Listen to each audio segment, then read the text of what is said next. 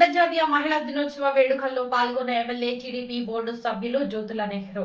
ప్రతి ఇంటి నుంచి ఒక మహిళ పారిశ్రామికవేత్తగా తయారు చేయడమే చంద్రబాబు లక్ష్యం. ఎమ్మెల్యే జ్యోతుల నెహ్రూ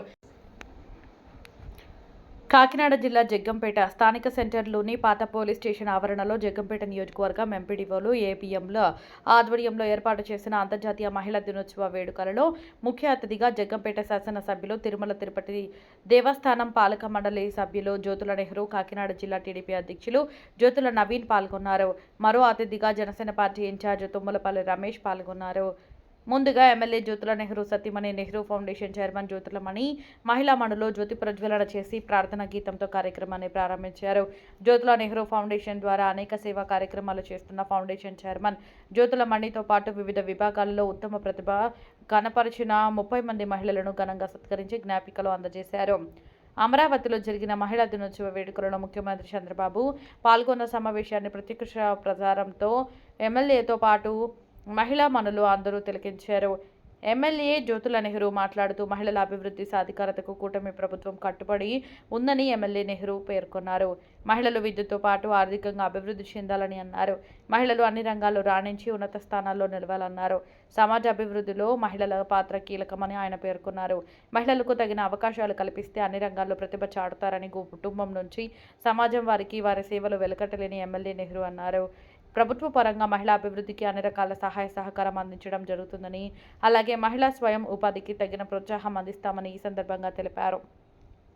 ఇంటికే పరిమితం కాకుండా ఉన్నత చదువులు చదివి మంచి ఉద్యోగాలు సాధించి ఆదర్శంగా నిలవాలని విద్యార్థినులకు సూచించారు. ప్రధాని నరేంద్ర మోడీ, ముఖ్యమంత్రి చంద్రబాబు, ఉప ముఖ్యమంత్రి పవన్ కళ్యాణ్ ప్రతి ఇంటి నుంచి ఒక మహిళా పారిశ్రామికవేత్త తయారు చేయడానికి అహర్నిశలు కృషి చేస్తున్నారని, అన్ని రంగాలలో మహిళలు ఉన్నత స్థానాలలో ఉండాలన్నారు. తద్వారా సమాజంలో మహిళలకు గౌరవం, గుర్తింపు వస్తుందన్నారు. ఈ కార్యక్రమంలో అధిక సంఖ్యలో మహిళలు, కూటమి నాయకులు పాల్గొన్నారు.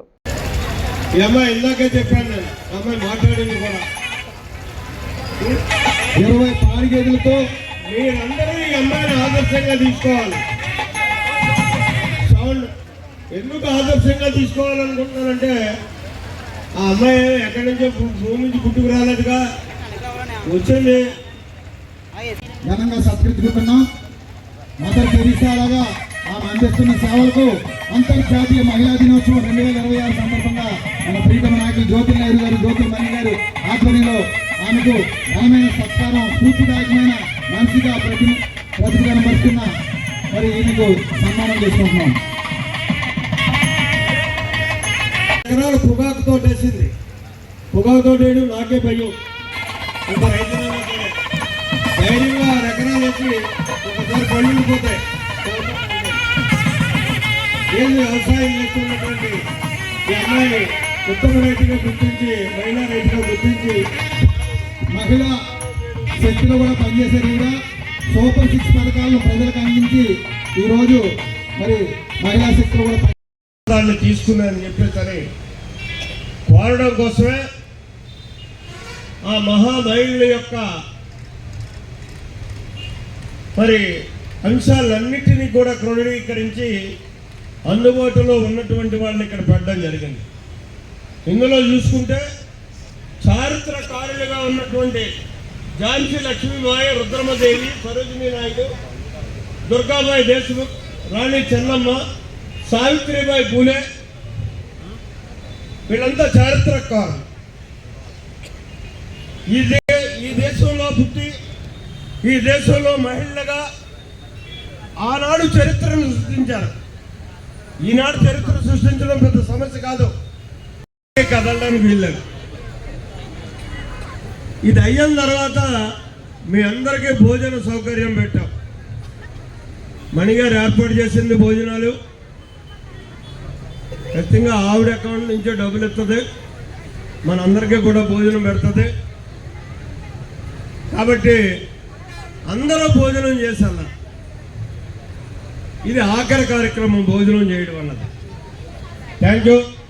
కార్యక్రమాన్ని ప్రపంచవ్యాప్తంగా మనం నిర్వహించుకుంటున్నాం. అందులో భారతదేశంలో, మరి ముఖ్యంగా ఆంధ్రప్రదేశ్లో మనం ఒక ప్రత్యేకత సంతరించుకునేటటువంటి విధానంలో ఈరోజు ఈ కార్యక్రమాన్ని నిర్వహించుకుంటున్నటువంటి పరిస్థితి ఉంది. దయించి అందరూ నిశ్శబ్దంగా ఉండాలి. ఎందుకంటే ఒక పక్క రహదారి, అన్ని రణగొండ దూరాలు ఉంటాయి.